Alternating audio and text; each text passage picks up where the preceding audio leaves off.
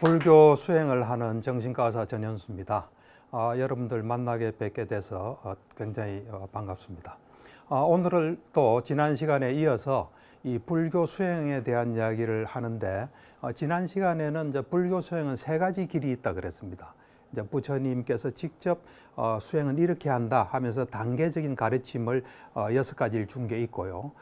그다음 이제 청정도론의과에서 이 개정해 사막으로 정리를 해서 이 불교 수행을 하는 것이 있고요. 그다음 나머지 이제 이 우리를 이루고 있는 몸과 마음이 무상고 무아라는 어떤 속성을 가진 걸 터득하게 되면 자연히 그에 대해서 싫어하고 집착을 가지지 않고 또 욕심을 가지지 않고 해탈하는 여모유욕 해탈의 길이 있습니다.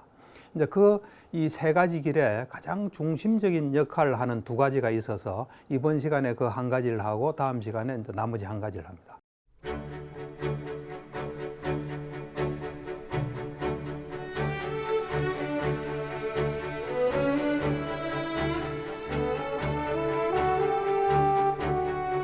이제 핵심적인 두 가지는 뭐냐면 단계적 가르침이 보면 6가지 단계적 가르침인데 처음에 이제 계를 지키고 감각 기능의 문을 잘 단속하고 음식을 지혜롭게 섭취하고 그다음에 항상 깨어 있어서 장애가 되는 법을 없애고 나머지 그 다음 5단계가 이 마음 챙김과 알아차림입니다. 그건 뭐냐면 현재에 집중해서 현재 일어난 일을 정확히 하는 분명한 알을 얻는 수행입니다. 그게 이제 5번째인데 그 이야기를 오늘 구체적으로 좀 하겠습니다. 저의 경험에 바탕을 둬서 현재에 집중하면 무엇을 경험하게 되나, 우리한테 어떤 이득이 있나, 그거를 잘 알게 되면 이 부처님 단계적 가르침의 5번째를 잘 알게 되고요.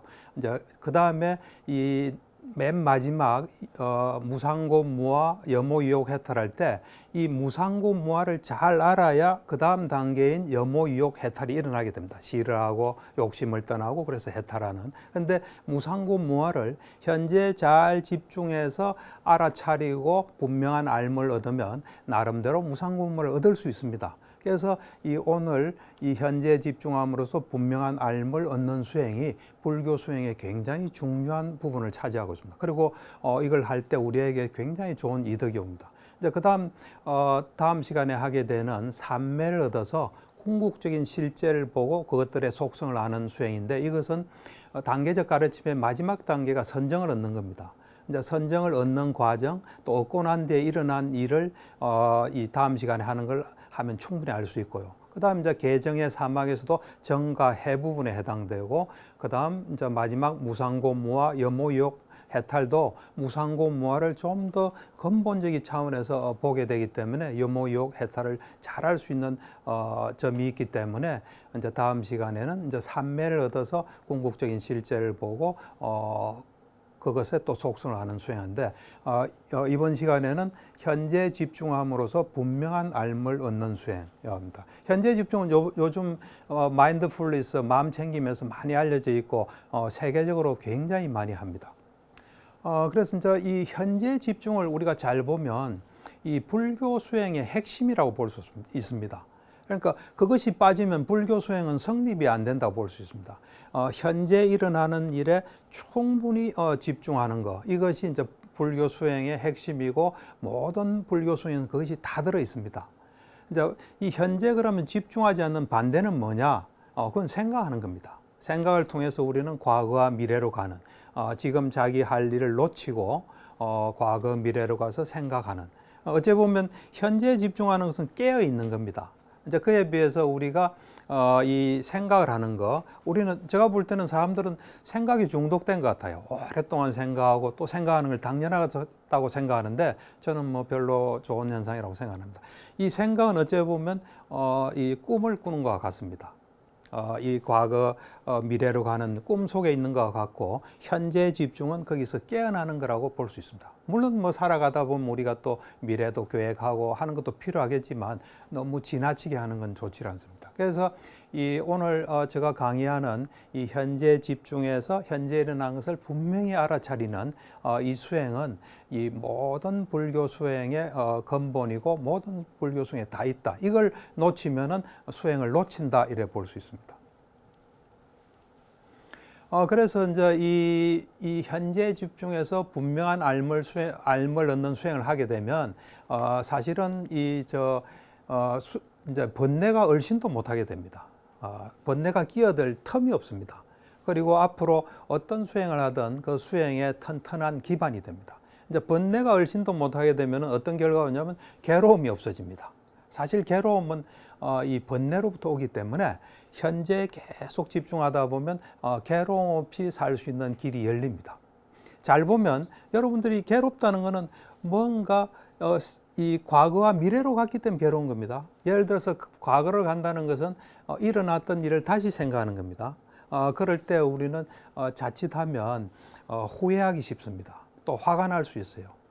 일어나지 않은 일 가지고 화내는 사람은 없습니다. 후회하지 않는 사람도 없습니다. 그래서 언제나 어떤 사람이 나는 화가 많아, 후회가 많아 하는 사람은 이 과거로 가서 자꾸 곱씹는 이 필름을 거꾸로 돌리는 그런 경우에 화가 날 수밖에 없습니다. 그 다음에 또 이 미래로 가게 되면 걱정, 불안이 많이 생깁니다. 제가 이래 진료실에서 환자분들 볼 때 환자가 불안합니다 하면 잘 이래 알아보면 물어보면 미래로 어떤 형태로든가 가 있습니다.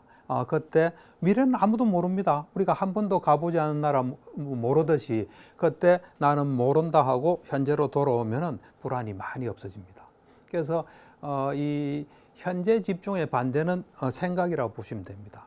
물론 뭐 필요한 생각도 있습니다. 그렇지만은 대다수의 생각이 우리가 습관상 필요 없는 거 하면서 계속 괴로움을 받는다 이래 볼 수 있습니다. 그래서 이 현재 집중하는 수행을 하게 되면 많은 괴로움을 없앨 수 있고요. 또 현재 집중해서 뭐가 일어난지 정확히 보면 많은 것을 알 수 있습니다. 적용험상 이래 보면 하루 종일 현재만 집중해서 잘 보면은 거의 괴로움 없어지고 어지간한 거 다 할 수 있습니다. 그런데 이 현재 집중하는 이 수행은 좀 한계가 있습니다. 이제 왜 한계가 있냐면 이 현재 집중이라는 건 잘 보면은 지금 우리 눈, 귀, 코, 혀, 몸 요 5가지 감각기관하고 이 마음, 의식, 통상적인 의식을 가지고 하는 거 아닙니까? 그렇기 때문에 그건 한계가 좀 있어요. 그건 이제 이것도 대단한 거죠. 대단한 거지만 그거를 충분히 해서 자기 거로 만들면은 그 다음에 한계가 있다는 걸 느끼게 됩니다.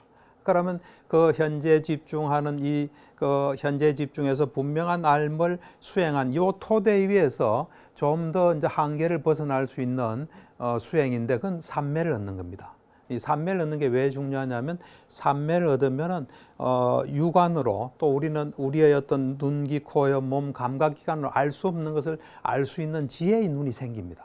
그래서 그 지혜의 눈을 얻는 삼매를 얻는 그 사마타는 이제 삼매를 얻는 수행을 사마타라 그럽니다. 그래서 사마타 수행을 해서 삼매를 얻어서 볼 수 있는 상태에 대해서 법의 어떤 속성을 보는 위파사나 수행을 하게 되는 겁니다. 그러니까 이 불교 수행의 뭐 큰 핵심은 뭐 2가지라고 볼 수 있습니다.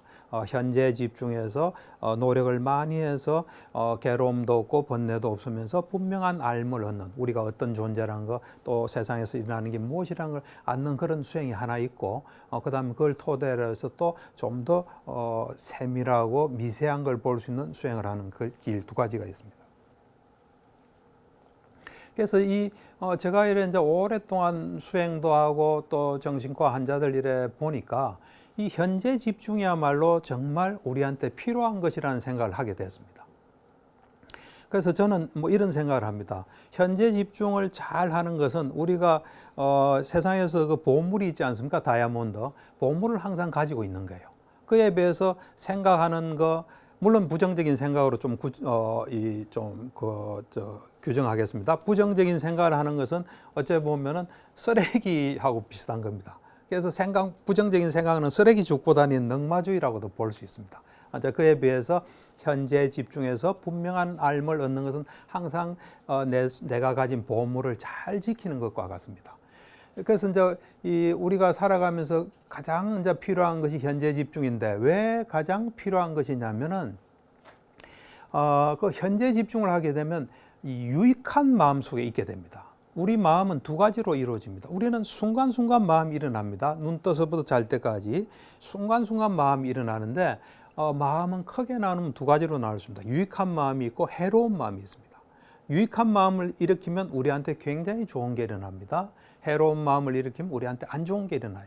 그래서 유익한 마음을 일으키는 것이 우리한테 굉장히 중요한데, 유익한 마음은 어떨 때 일어나냐 하면은 뭔가 이 탐욕이나 성냄이나 어리석음이 없을 때 유익한 마음이 일어납니다. 또는 우리가 뭘 보거나 듣거나 할 때 현명한 주의를 기울일 때, 현명하게 그 대상을 볼 때 유익한 마음이 일어납니다. 그런데 이제 사실은 우리가 뭐 큰 지혜가 있어야 유익한 마음을 일으킬 수 있는 건 아닙니다. 현재만 집중해도 유익한 마음이 딱 일어납니다. 그래서 여러분들이 하루 종일 내가 하는 것에 집중한다, 이래 되면 유익한 마음이 일어나는데 단 예외는 있습니다. 그러니까 이 나쁜 목적으로 현재에 집중하는 것은 절대로 유익한 마음이 되지 않습니다. 해로운 마음이 됩니다. 그럼 뭐냐면 내가 뭘 훔치는데 전혀 그 지장이 없게끔 딱 집중해서 뭘 한다. 그럼 그건 목적이 잘못됐기 때문에, 그거는 탐욕의 마음이기 때문에 그거는 기본적으로 유익한 마음이 되지 않습니다. 누굴 때릴 때 딱 집중해서 때리면 그건 안 됩니다. 우리가 좋은 목적으로 이제 명상하는 마음으로 내가 지금 내 본질을 알기 위해서 또 내 마음을 잘 다스리기 위해서 내가 현재에 집중하겠다 하면 그 순간에 유익한 마음이 이제 일어나게 됩니다. 그래서 이제 이 유익한 마음이 일어나는데, 사실 우리가 우리 마음속에서 어떤 게 일어날 때 그것이 우리에게 어떤 영향을 주는 것을 아는 것은 두 가지 방법입니다. 하나는 현재에 집중하면서 분명한 알을 얻는 차원이 있고, 또 사마타 위파사나를 했을 때 일어나는 그걸 아는 차원이 있습니다. 그래서 우선은 현재에 집중하면서 분명한 알을 얻는 수행 차원에서 현재에 집중했을 때 어떻게 유익한 게 일어나나 하면, 일단 현재에 집중하는 순간은 마음은 한 번에 한 곳을 갑니다. 그래서 요 현재 집중 아닌 다른 곳은 갈 수가 없어요. 다른 곳이라는 건 결국 생각이에요. 그래서 다른 곳에 가서 괴로운 걸 피할 수 있어서 현재에 있으면 굉장히 우리한테 유익합니다. 그리고 또 우리 마음은 기본적으로 아는 기능이기 때문에 현재에 있다 보면 현재에 일어난 일을 잘 아는 지혜를 얻게 돼요. 그 다음에 이제 좀 더 미세하게 이야기를 하면은 현재 집중했을 때 유익한 마음이 되고, 그 유익한 마음이 되면은 이 정신인식 과정이라는 게 있어요. 이건 좀 어려운 이야기인데, 내가 어떤 마음을 딱 냅니다. 그렇게 되면 그 마음을 내는 그 마음이 하나의 또 정신현상이에요. 정신현상에는 언제나 마음과 기본 그 마음의 기능을 수행하는 마음부수라는 이제 전문 용어인데, 마음부수라는 게 있습니다. 그래서 이 정신은 마음과 마음부수로 이루어져 있어요. 그래서 우리가 어떤 것에 현재에 집중한다면은 그럴 때 유익한 마음이기 때문에, 유익한 마음이 기본적으로 일어나는 마음들이 속행이라는 마음이 7번 일어나요. 그 7번 일어날 때 유익한 마음은 그 마음부수들이 아름다운 마음부수라서 굉장히 좋은 게 일어나요. 좋은 게 일어나면서 그것이 모든 마음은 물질을 만들어내요. 미세하게. 이거는 이제 여러분들이 알기는 쉽지 않은데 이 수행을 하면 그걸 볼 수가 있습니다. 그래서 마음은 물질을 만들어내요. 그래서 여러분들이 좀 기분 안 좋고 이러면 몸이 무겁지 않아요? 또 기분이 좋으면 가볍고, 어디 집중하면 가벼워요. 그래서 기본적으로 마음이 물질을 만들어내요. 그 다음에 이 마음 자체가 또 정신적인 영향을 줘요. 그리고 마음은 또 결과를 항상 가져와요. 이렇게. 그래서 그런 측면에서 볼 때 현재 집중하는 것이 유익한 마음을 일으키고, 그것이 우리한테 굉장히 좋다는, 이 상상을 초월할 정도로 좋습니다. 그래서 유익한 마음을 일으키는 게 우리한테 가장 이로운 거예요, 사실은. 그래서 사람들은 우리가 가장 할 일은 유익한 마음을 일으키는 것이 가장 그 순간순간 필요하다고 저는 봅니다. 그래서 이제 우리가 이 초기 불교에서는 사람을 두 종류로 나눠요. 그냥 이제 평범한 사람인 범부와 성자로 나누는데, 성자는 이제 네 종류가 있어요. 예류자, 일례자, 불안자, 아란. 아란이 이제 가장 높은 경지예요. 이제 부처님도 아란의 한 분인데, 부처님은 다른 아란과는 다른 9가지 특별한 능력을 가지고 있는 분이에요. 그래서 이 아란은 보면 항상 현재에 집중된 상태예요. 그래서 여러분들이 살아가면서 현재 집중을 많이 하면 아란에 어떤 형태로든 간에 좀 가까워진다 이렇게 볼 수 있습니다. 그래서 이제 제가 이래 보면 이제 불교 수행이라서 뭐 전 종교적인 이야기라고 생각하지 않아요. 이 지금 오늘날 이 제가 볼 때 인간의 역사란 것은 우리가 가진 괴로움을 해결하기 위한 역사라고 봐요. 그래서 이 물질 문명, 물질에 대한 과학은 굉장히 발전했어요. 그래서 이제는 어지간한 것은 괴롭지 않게 살 수 있어요. 여름에는 뭐 시원한 에어컨에 있을 수 있고 또 뭐 암이 생기면 또 치료도 할 수 있어요. 그런데 마음은 잘 발달하지 못했어요. 그래서 저는 이 불교 수행은 마음 과학이다 이런 이야기를 해요. 그래서 우리가 이 마음이 어떤 건지 잘 알고 잘 다스리게 되면 이제 우리 물질을 통해서 우리는 쾌적하게 살 수 있어요. 그렇지만 그 쾌적한 가운데 되게 괴롭게 대부분 살아요. 근데 이 마음 과학을 잘 자기거로 한다면 물질적으로도 쾌적하고 마음도 괴로움 없이 살 수 있습니다. 그래서 이제 이 불교 수행은 그래서 저는 뭐 보편적인 거라고 봐요. 뭐 어떤 종교로 저는 보진 않아요. 이 이제 모든 불교 수행은 두 가지 조건을 저는 갖추고 있다 봐요. 일단은 믿음을 가져야 돼요. 믿음. 내가 저 수행을 좀 하고 싶다. 저게 나한테 도움 되겠다는 믿음이 없으면 그건 출발 안 해요. 저런 건 내가 관심 없어 하면 이제 다른 길을 가게 되겠죠. 일단 믿음을 가지고 있어야 됩니다. 그 다음에 계를 지켜야 돼요. 이제 이건 뭐 불교적인 이야기지만 또 보편적인 이야기입니다. 계를 왜 지켜야 되냐면 우리는 우리 마음 상태에 따라 움직이는데 그 상태가 나에게 막 손해되고 괴로움을 줄 수 있는 게 막 일어나요. 그래서 계를 통해서 우리를 이제 잘 보호하는 이 두 가지를 가지고 난 뒤에 두 가지 큰 축이 있어요. 아까 이야기가 좀 반복되는데 현재 집중을 해서 분명한 알을 얻는 그런 수행이 한 축이고 사마타 비파사나가 또 다른 한 축이 됩니다. 그래서 이제 저 초기 경전인 앙구타라 니카야 감각기능경에 보면 좀 도움이 되는 이야기에 있어서 좀 소개를 하겠습니다. 이제 사실은 이제 아까 좀 전에 계가 굉장히 중요하다 그랬죠. 계를 충실히 지키면서 삼매를 얻고 삼매를 얻어서 법을 사물을 있는 그대로 보고 그 다음에 염호 유욕 해탈하는데 그 계를 지키기 전에 하나 감각 기능을 먼저 잘 단속하는 겁니다. 우리 눈, 귀, 코, 혀, 몸, 정신을 잘 단속하는 걸 조건으로 해서 이제 계를 지키게 되는 거죠. 이게 다 서로의 조건이 되는 겁니다. 감각 기능을 잘 단속하게 되면 계를 잘 지키게 되고 계를 잘 지켜서 바른 삼매를 이루고 뭐 그래 쭉 연결돼요. 그래서 감각 기능의 단속 요것이 여러분들이 좀 기억해 둬야 될 부분이에요. 우리가 뭘 볼 때 조심해서 봐야 되는 겁니다. 그 다음에 이제 이 잘 보면 요 다음 것은 마음 챙김경에 나오는데 감각 기능의 단속 앞에 또 두 개가 더 있어요. 이렇게. 그러니까 감각 기능의 단속 뒤는 똑같은데 감각 기능을 잘 단속하는 조건이 되는 두 가지가 있는데 첫 번째 조건은 뭐냐면 마음 챙김과 알아차림, 현재에 집중해서 뭔지 잘 아는 그걸 하게 되면은 이제는 부끄러움과 두려움이 생겨요. 부끄럽다는 건 뭐냐면 나한테 해가 되는 뭘 할 때 부끄러움을 느끼는 겁니다. 또 내한테 해가 되는 뭘 할 때 두려움을 느끼는 거예요. 자기한테 해되는 것에 대해서 부끄럽지도 않고 두렵지도 않다면 뭐 그걸 자꾸 하게 되겠죠. 그래서 현재 집중해서 잘 알아차리게 되면은 부끄러움과 두려움이 자연스럽게 생기고 그렇게 되면 감각 기능을 잘 단속하고 그 다음에 계를 지키게도 쭉 이렇게 됩니다. 그래서 이제 본격적으로 현재 집중하면서 이 올바른 알미를 얻을 수 있는 수행을 하면 구체적으로 뭘 경험할 수 있나 이겁니다.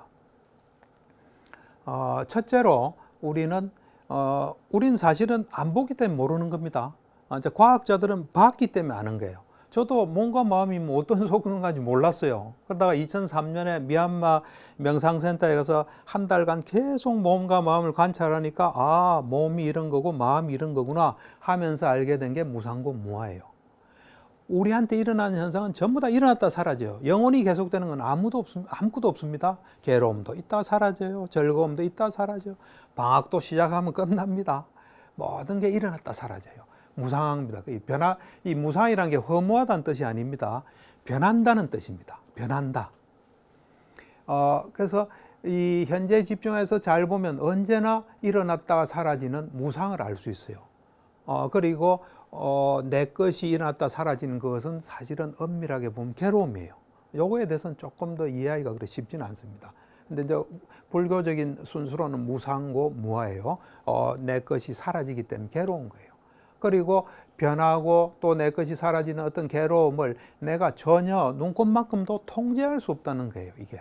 우리가 통제한다고 생각하는데 정확하게 관찰해 보면 아무것도 통제할 수 없어요. 그 무아란 건 없다는 게 아니에요. 몸과 마음은 어떤 법칙에 따라, 인과의 법칙에 따라 있을 만하기 때문에 있는 거예요. 그런데 그것의 속성이 우리가 통제할 수 없고 그냥 일어난 일을 그대로 겪을 수밖에 없다는 거예요. 그런데 고정된 인과는 아니에요. 계속 인과 이렇게 계속 되는 거예요. 어떤 현상이 있을 때 그것에 또 어떻게 반응하냐 또 새로운 결과를 가져. 그래서 첫 번째로 알 수 있는 게 무상고 무아예요. 그래서 사실은 이제 무상고 무아를 알게 되면은 이제 괴로움이 있어도 좀 담담하고 또 즐거움이 있어도 그것에 대해서 좀 담담하게 됩니다. 근데 그 다음 두 번째가 현재 집중해서 알게 되면 인과의 법칙을 깨달을 수 있습니다. 이것도 굉장히 중요합니다. 우리는 그냥 막 일어나고 한다고 생각하기 때문에 억울해하고 또 두려워하고 또 뭐 이런 음모론 이런 것도 막 생깁니다, 사실. 근데 정확하게 관찰해 보면 다 원인 결과 인과의 법칙을 따른다는 걸 알게 됩니다. 저 같은 경우는 이거를 좀 알게 된 게 보행명상이라는 게 있습니다. 명상 중에 걸을 때 이제 천천히 걷는 걸 통해서 이제 보행명상을 하면서 저는 이거를 깨치게 됐는데 이제 계기가 됐죠. 이런 사실에 집중하게 된 계기가 됐는데 보행명상이라는 건 이제 눈을 뜨고 천천히 걷는 겁니다. 처음에는 왼발 나가면 왼발 나가는데 이제 눈은 제 앞에 두죠. 안 넘어지기 위해서. 그렇지만 내 의식은 이 왼발이 나가면 왼발 나가는 데다 딱 집중해요. 그 다음 또 오른발 나가면 오른발 나가는 데 집중해요. 생각나면 스톱하고. 왼발 오른발을 이제 많이 하다 보면 익숙해지면 그 다음에 이제 이 걷는 것은 잘 보면 3단계로 걸어요. 발을 들고 가고 놓아요, 이렇게.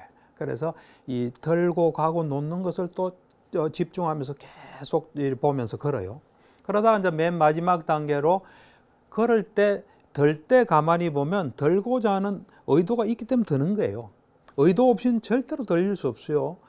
예를 들면 죽은 사람 손도 그대로 똑같이 있지 않습니까? 그건 못 움직여요. 그거는 마음이 없기 때문에 못 움직이는 거예요. 잘 봐요. 이런 것들은 그냥 있는 거예요. 이걸 움직이게 하는 것은 이 마음의 작용이에요. 그래서 의도가 이걸 들게 만들어요. 또 가는 것도 마찬가지예요. 가고자 하는 의도, 놓고자 하는 의도. 그거를 이렇게 보면서 모든 무엇에는 뭔가 있구나 하는 걸 제가 알게 됐어요. 그래 되면은 의도가 원인이면 발을 드는 것은 결과예요. 그래서 원인과 결과구나 하면서 모든 현상을 보니까 전부 다 원인과 결과가 있는 거예요. 그래서 인과의 법칙을 깨닫게 됩니다. 이 인과의 법칙을 깨달으면 사실 여러분들이 뭐 시험 친다 할 때 여러분들이 뭐 치는 게 아니에요. 그동안 공부한 데서 푸는 거예요. 많이 했으면 잘 풀어요.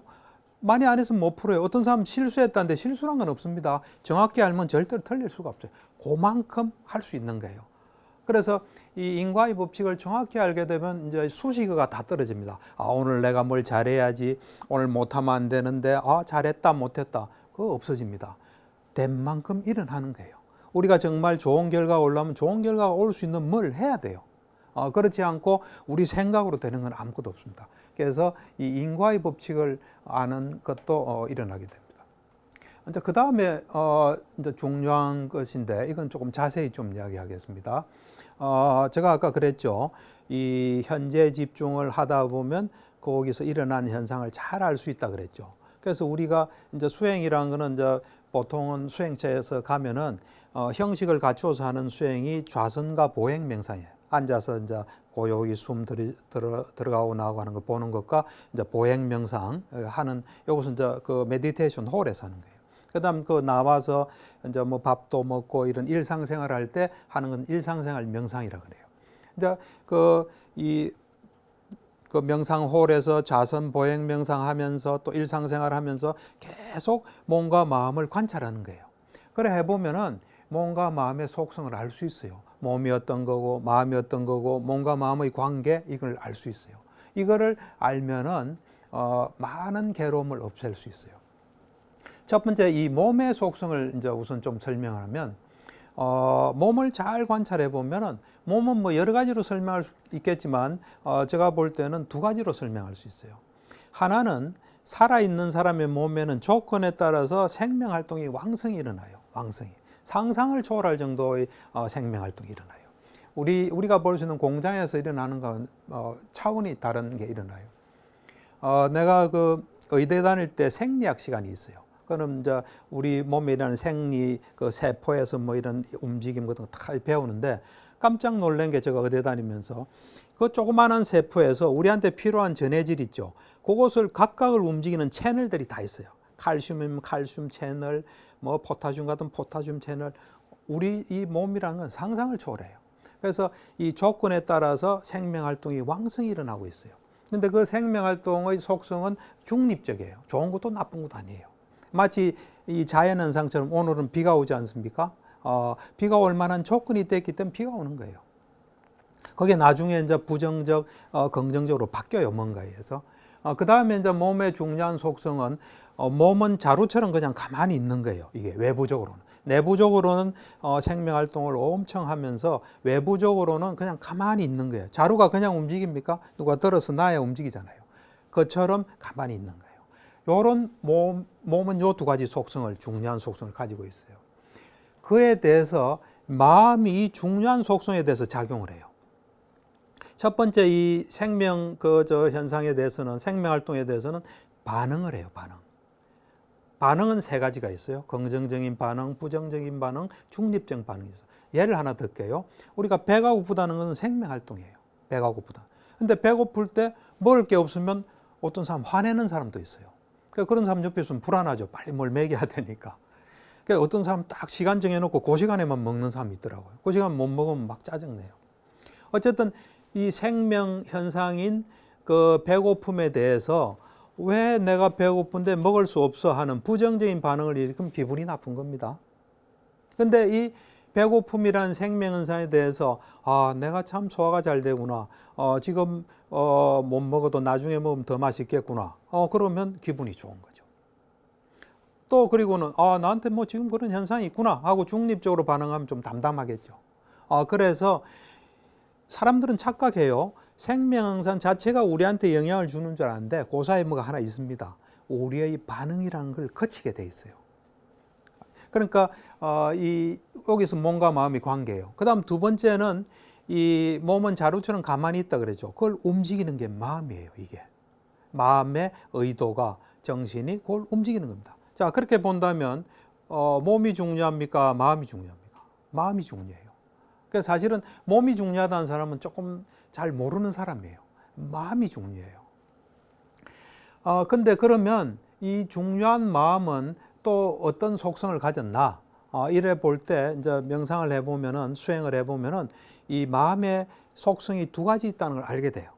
첫 번째는 뭐냐면 마음은 언젠가 어느 대상에 가 있다는 사실이에요. 대상에 가 있지 않은 마음은 없어요. 우리는 그냥 이렇게 관찰하지 않기 때문에 마음이 마음대로 안 가 있을 때도 있고 가 있을 때도 있다고 생각하는데 그런 게 아니에요. 마음이 이 생명이 시작된 그 순간, 마음 있는 그 순간부터 대상에 딱 가 있어요, 이게. 그래서 우리 정신이라는 건 두 가지의 정신이 있어요. 하나는 인식하는 정신이 있어요. 여러분들이 지금 내 이야기 듣잖아요. 그럼 요거 인식하는 정신이에요. 그 다음에 우리가 잠을 자면서 꿈도 안 꾸고 그냥 있는 상태는 인식을 벗어난 정신이에요. 인식을 벗어난 정신도 가 있는 대상이 있어요. 마음은 언제나 대상이 있어요. 그거는 이제 사마타 위파사나를 하면 볼 수가 있어요. 그래서 그렇게 본다면 우리 마음은 언제나 어딘가에 가서 영향을 받는 거예요. 좋은 데 가면 좋은 영향, 안 좋은 데 가면 안 좋은 영향을 받아요. 그런데 마음은 한 번에 한 곳을 가요. 두 곳을 절대 가지 못해요. 구조가 그래 돼 있어요. 그래서 우리가 예를 들면 어떤 사람은 음악 들으면서 공부한다는데 잘 보면 음악 듣다가 공부하다가 왔다 갔다 하는 거예요. 우리가 어디에 집중하려면 집중을 흐릴 수 있는 그 대상을 없애는 게 좋아요. 그래서 오로지 거기만 이제 집중하는. 그래서 이제 마음의 첫 번째 속성은 어딘가에 가서 영향을 받는 거예요. 지혜로운 사람은 내 마음이 어디가 있나 이걸 항상 이래 이제 체크하면서 안 좋은 데 갈 때 좋은 곳으로 옮기는 노력을 해요. 그 다음 마음의 두 번째 이 속성은 뭐냐면 이게 이제 정말로 중요해요. 우리 마음이 어느 쪽으로 자꾸 가다 보면 그걸로 길이 나요. 길이 난다는 것은 가만히 있어 그걸로 간다는 거예요. 그러니까 우리가 이런 속성을 모르면 어떤 걱정거리가 있어 자꾸 생각해요. 그러다 보면 나중에는 그 생각에서 벗어날 수가 없어요.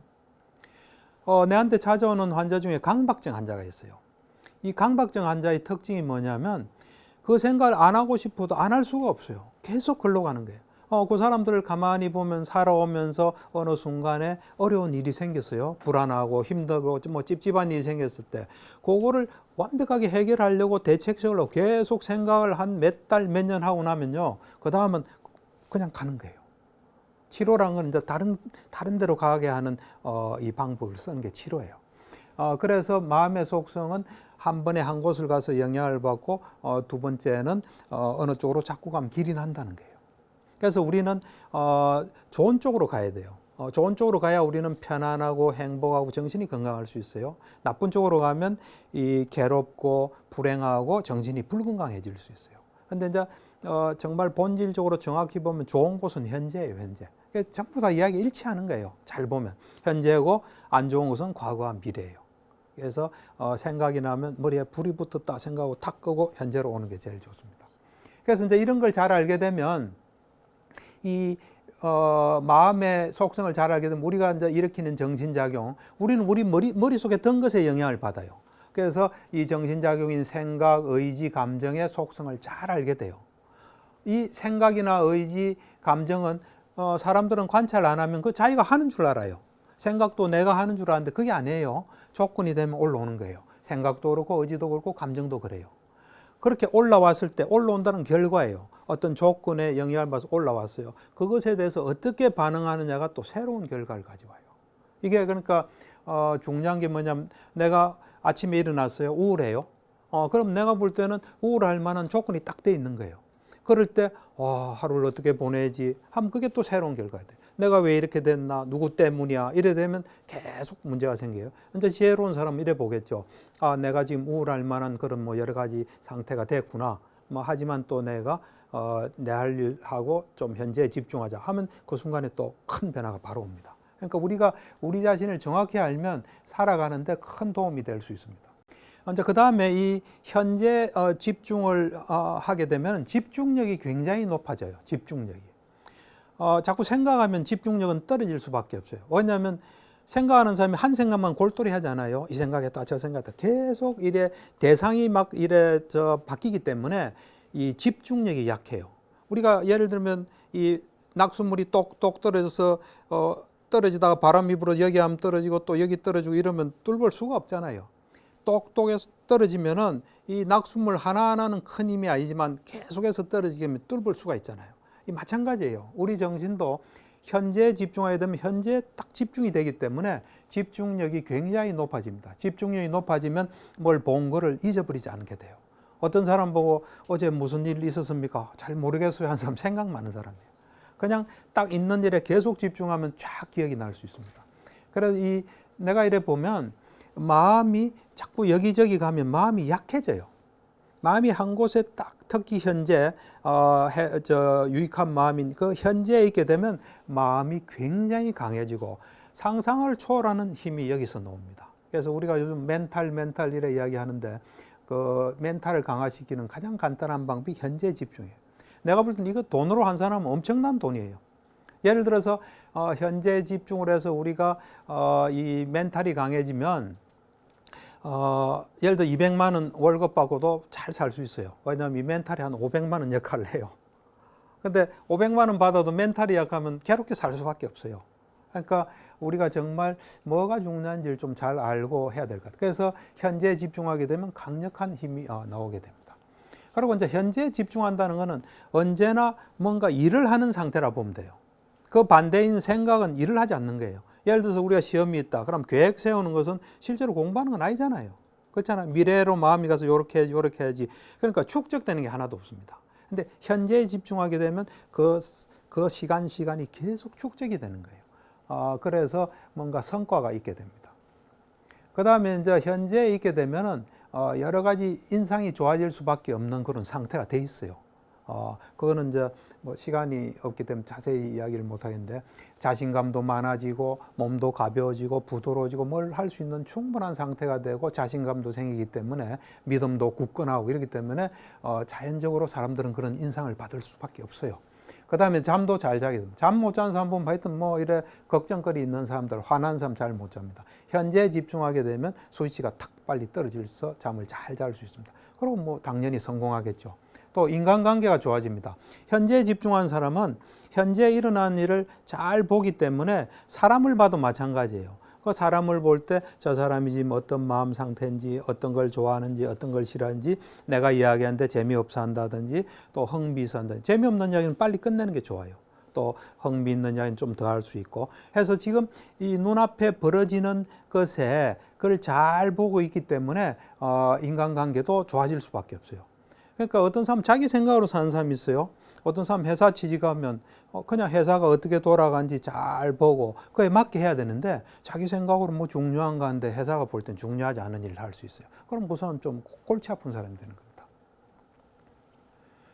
이제 그래서 지금까지 이제 현재 집중함으로써 분명한 알을 얻는 수행을 이제 쭉 지금까지 이야기를 했습니다. 해서 지금까지는 좀 이제 비교적 좀 쉬운 말로 제가 경험한 거 중심으로 이래 했는데 이제 이거를 이제 이 수행을 현재 집중해서 분명한 알을 얻는 수행을 철저히 하는 길이 있습니다. 그게 이제 사념처 수행이라고 해요, 우리가. 이 사념처란 것은 네 가지 이제 집중해야 될 대상인데 이걸 신수신법이라 그래요. 이제 신은 한자말이 몸이에요, 몸. 우리 몸에서 일어나는 걸 면밀히 관찰하는 거예요. 그 다음에 수해서 느낌을 우리한테 항상 느낌이 일어나지 않습니까? 그 느낌을 또 철저히 관찰해요.